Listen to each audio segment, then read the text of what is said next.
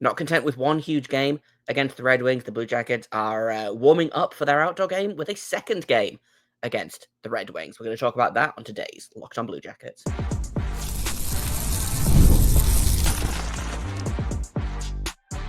You're Locked on Blue Jackets, your daily podcast on the Columbus Blue Jackets, part of the Locked on Podcast Network, your team every day.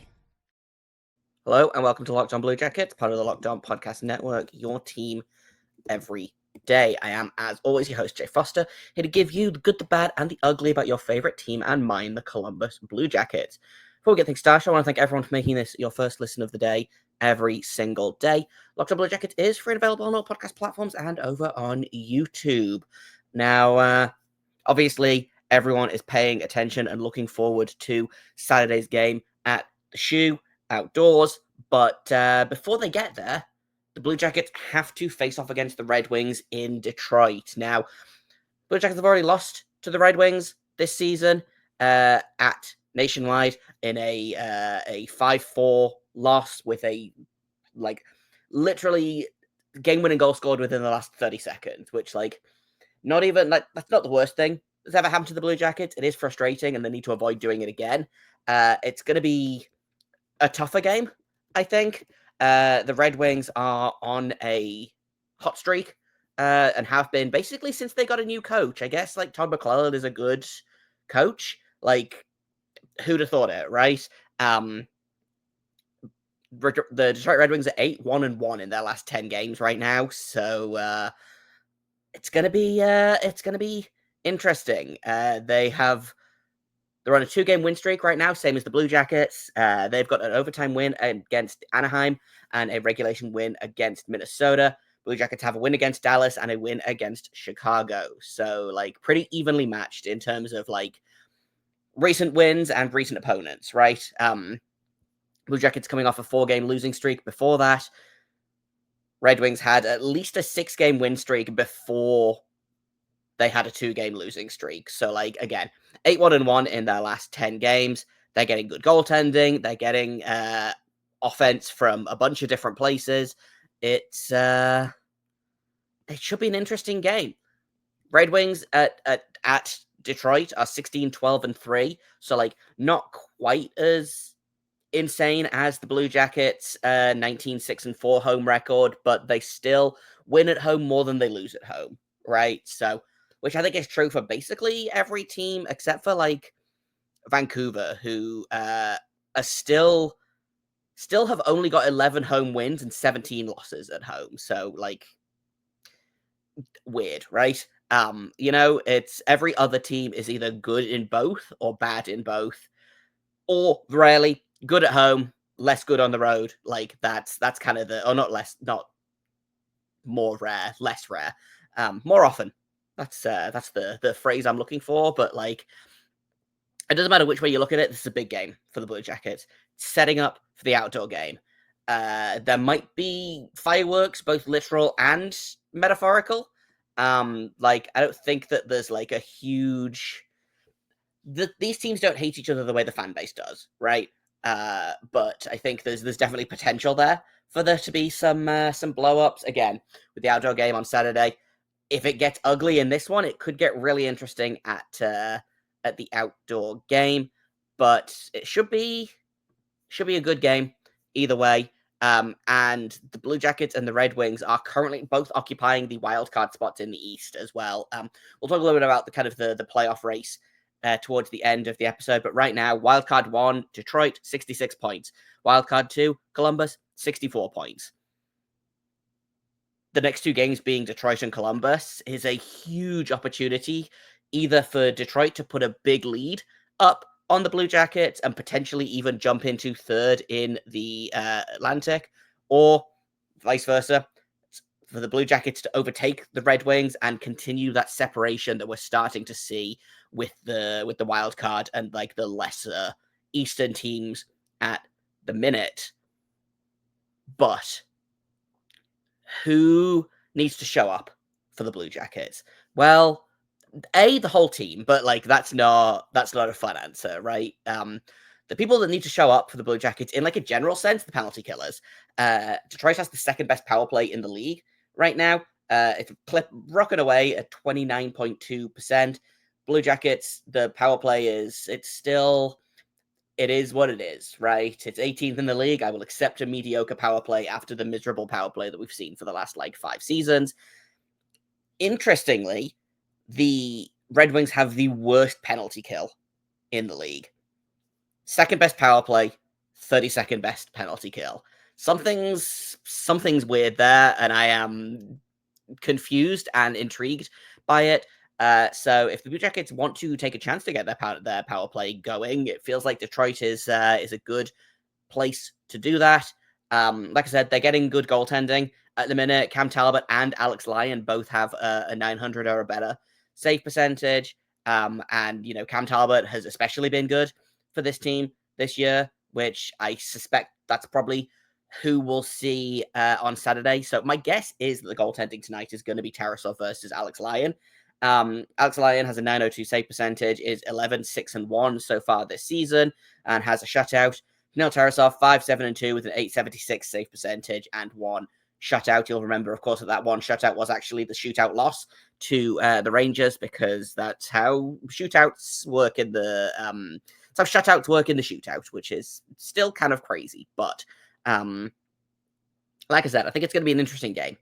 I personally would prefer if they played more 5-on-5 than anything else. I think like their power play is lethal. Our power play is not really doing much at the minute. Penalty kill continues to improve.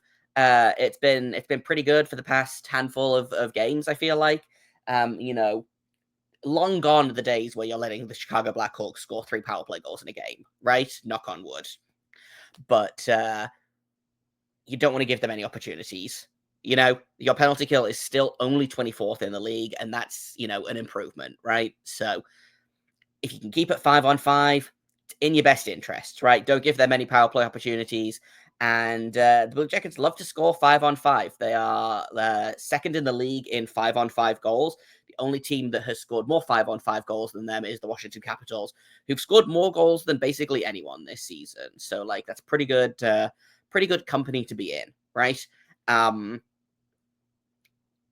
In terms of, again, the matchup, obviously, I've already said, Detroit won. First game was real close, but neither goalie really had a great game. Detroit scored 5 goals on 26 shots. Columbus scored 4 goals on 25 shots. I believe this was a Tarasov game, but I might be wrong about that. I'm just double checking now. Oh no, it was Muslikins versus Talbot. So probably what we're going to see on Saturday at the show. But tomorrow night, my guess is that they will get the backup in order to rest their starting goalies for the outdoor game, right? Like neither of the teams play the day before or the day after the game, but you want your starting goalie in there, right? And again, Elvis didn't have a great game against the Stars. They still managed to get the win, and he's coming off a pretty decent stretch as well. He's had 3 solid games before that. So we'll see what happens, I guess. It'll be, like I said, it's going to be an interesting game. Let's talk about who needs to show up big for the Blue Jackets in this game. And we'll do that in just a second here on Locked On Blue Jackets. First, I've got to tell you about a new sponsor, and that is Trade Coffee. If you're like me, your mornings have to start with a good cup of coffee. I got really tired of buying bad grocery store coffee. Just wasn't doing it, so that's why I turned to Trade. Let me tell you, this coffee is so good. Trade is the #1 specialty coffee marketplace in the US, bringing you fresh coffee from over 50% of the country's top roasters. Their experts have taste-tested thousands of coffees, curating over 450 amazing roasts. Whether you're new to coffee or you know exactly what you like, they are going to handpick the perfect match for you. I ended up getting I believe it's called the Gore Cone, which has it has peach, and it has kiwi, and it has all of these fun, fruity flavors. It smells incredible. It tastes even better.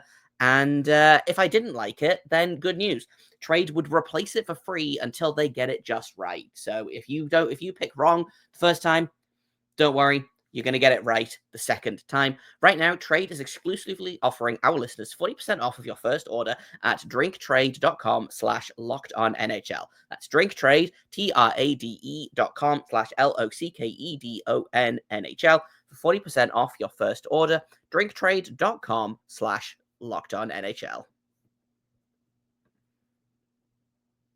Welcome back to Locked On Blue Jackets.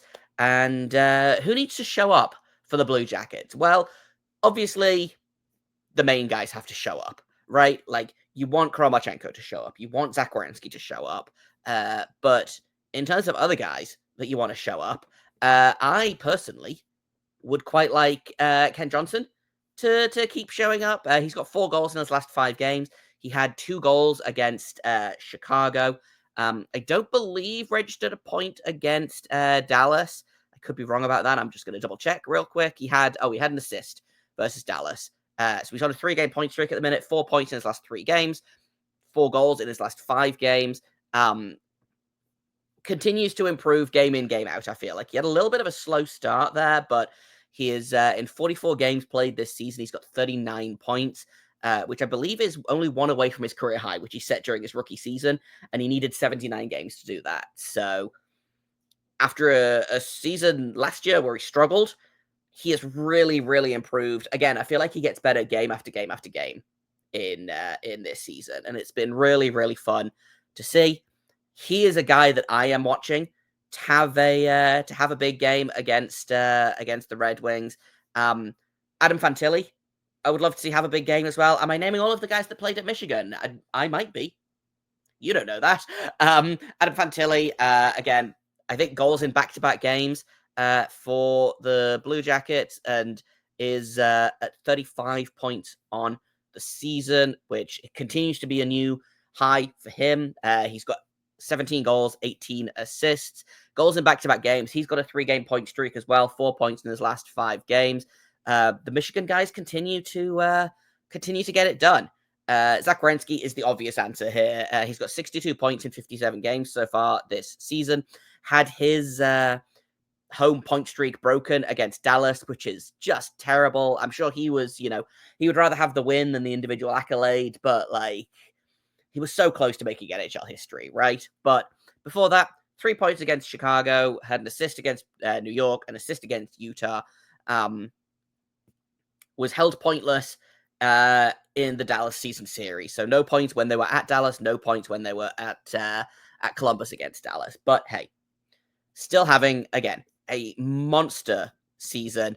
And against the Red Wings earlier this season, he did have a goal and 2 assists and was a +3 on the night, despite the Blue Jackets, again, losing 5-4. So I maybe would earmark Zach Werenski to have a decent game, especially on Saturday, but specifically, I think Thursday.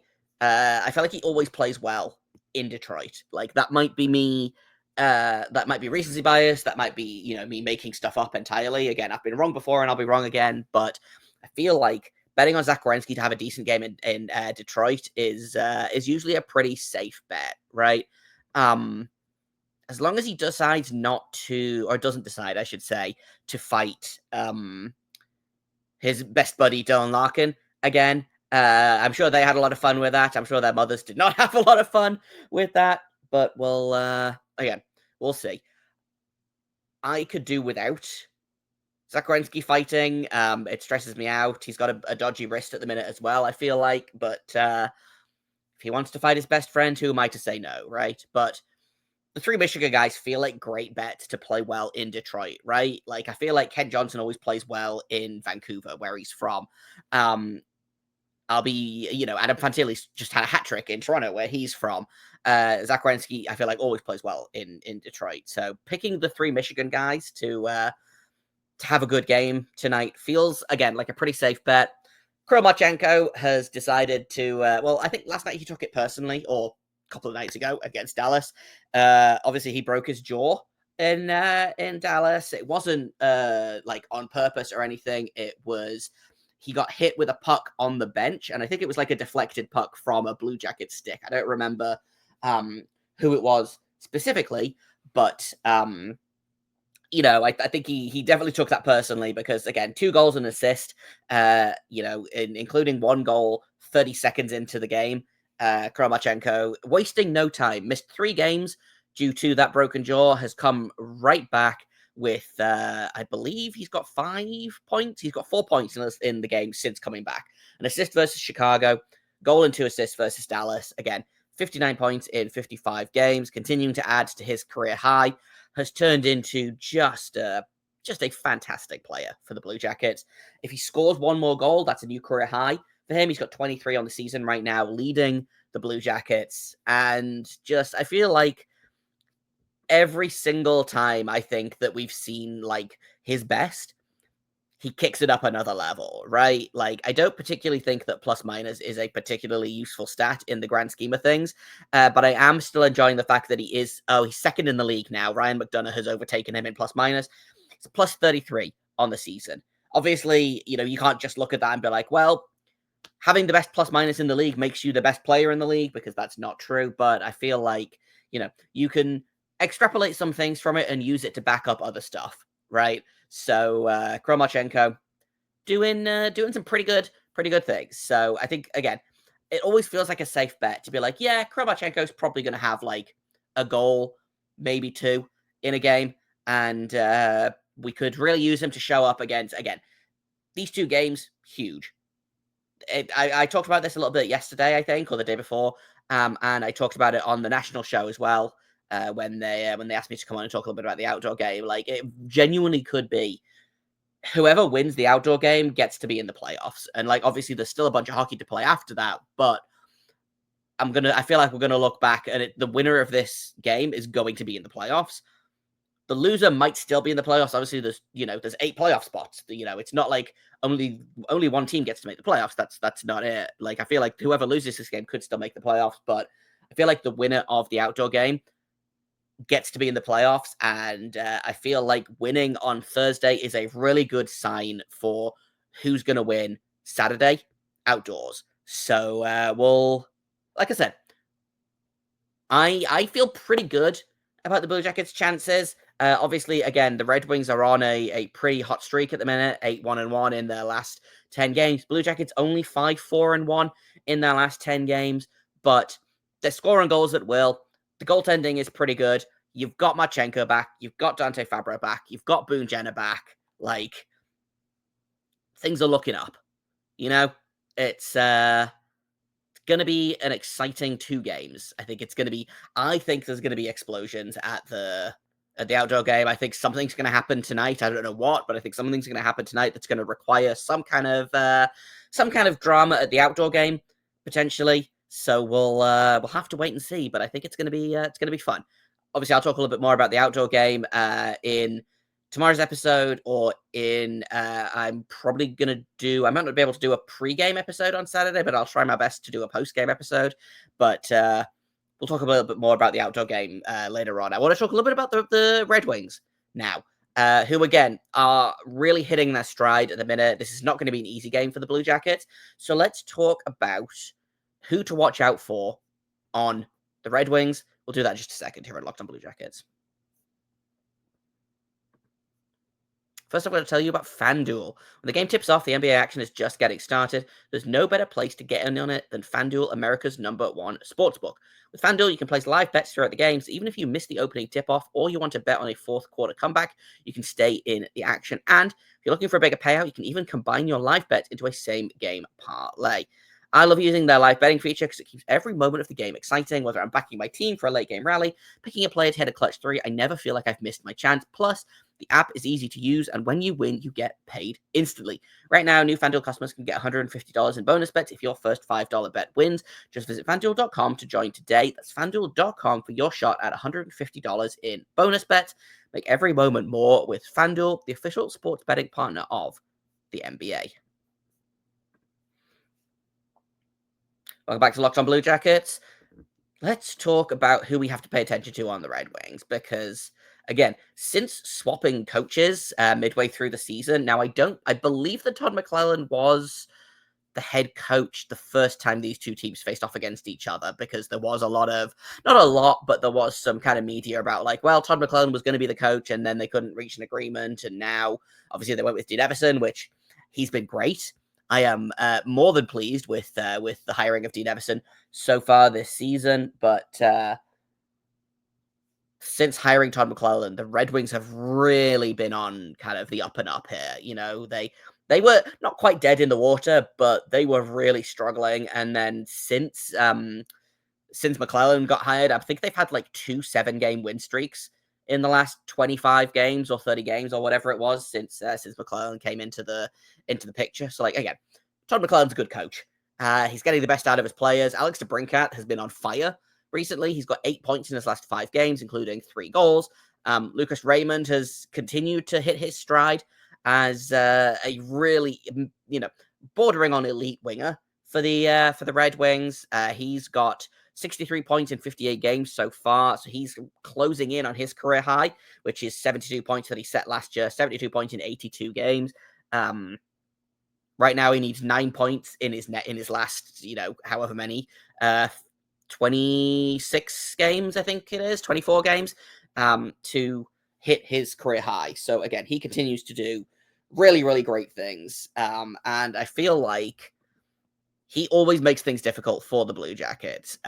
In terms of, he was held pointless in the most recent game, that 5-4 loss for the Blue Jackets, but he always feels dangerous, right? I feel like every time I see him with the puck, I'm like, oh man, something's going to happen here. He doesn't quite have that like energy that you get from guys like McKinnon, but Lucas Raymond can break the game, right? Really, really good player. I am a huge Dylan Larkin fan. He's second on the team in scoring right now, 53 points in 58 games. I think he's a fantastic player. I would take him on the Blue Jackets like that. Do I think he'll come to the Blue Jackets? Probably not. But I like to tease Red Wings fans about it because they get really mad. And I feel like I've earned that after all the years of, oh, we're going to get Zach Werenski in free agency as soon as his contract's up. So, yeah, to you. I've already mentioned Alex DeBrincat. On defense, obviously, they've got Mo Sider, who is, again, like just so much fun to watch. Looks a little bit like a haunted doll, but so much fun out there. Plays a bajillion minutes, gets extremely stupidly hard matchups. Like he plays like the most difficult minutes of anyone in the NHL. Or he did last year. I don't know whether they've changed his deployment this year, but he's still playing over 25 minutes a game, which does, again, feel vaguely insane. But he's, again, always one to watch. Doesn't put up the points that a guy like Werenski does, but is just such a good two-way defenseman that, like, whenever he's on the ice, I'm like, okay, well, he's going to do something stupid and good here, right? He had an assist in the January 2nd game against the Blue Jackets. So again, definitely a guy to watch out for. In terms of other guys who had good nights against the Blue Jackets, Dylan Larkin, goal and an assist. Patrick Kane, goal and an assist. Alex DeBrincat, goal and 2 assists. That's it for multi-point games. Eric Gustafsson got a goal. Sider got an assist. Ben Sherratt, Justin Hall, both assists. Jonathan Berggren had the game-winning goal, again, with like 30 seconds left. I don't believe that was his first NHL goal, but it was pretty close to it, if I'm not mistaken.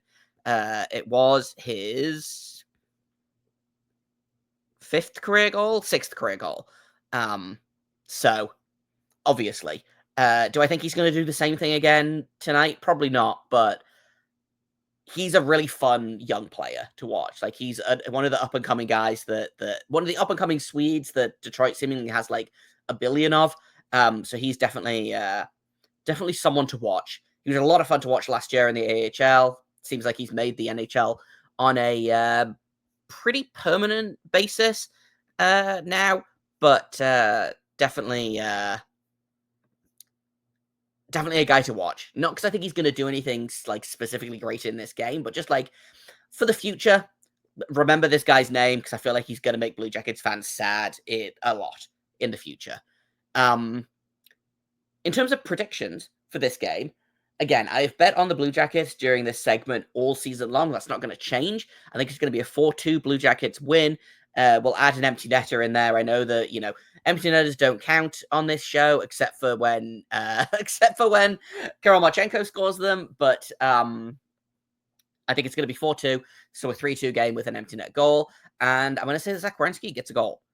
Like that feels like a good bet, right? I didn't end up doing a pre-game Dallas Stars preview episode, but I did think a lot about Matthew Olivier getting a goal tonight would be a lot of fun, and I have no way to prove that I had this thought before the game, but I did. I'm not going to count that as me getting a point in this game, but let's see if I can make it 2 for 2 in terms of predictions this week. That's kind of all I've got for today. I'll be back tomorrow with a breakdown of tonight's game. There will be no live game coverage. I will be on a plane on my way to Columbus, which is very exciting. But I will have an episode for you on Friday breaking down tonight's game. Thank you for listening to this episode, for making it your first listen of the day every single day. Locked On Blue Jackets continues to be free and available on all podcast platforms, on YouTube, and you can find me online at _Jacob Foster, JAKOBFORSTER, on Twitter. You can find the show at LO_Blue Jacket. If you have comments, questions, criticisms, you can email me at lockedonbluejackets@gmail.com. Thank you once again for listening. Until tomorrow, make sure you stay locked on.